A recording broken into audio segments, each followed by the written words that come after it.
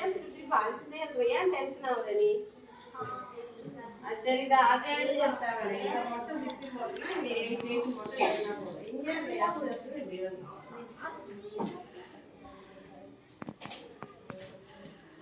இப்போ என்ன ஆச்சு? எஸ்க்கு எவ்வளோ? இந்த எஸ்க்கு எவ்வளோ? நம்ம எஸ் எவ்வளோ எழுது? S is equal to 8. எனக்கு என்ன சென்டிமீட்டர்னால சென்டிமீட்டர் எழுது.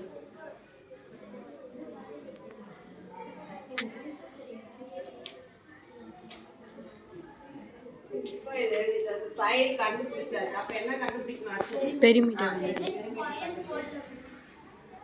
எங்க ஸ்கொயர் வரும்? ஆனா சைடு ஸ்கொயர் வரக்கூடாது.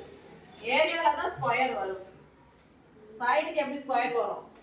No no no.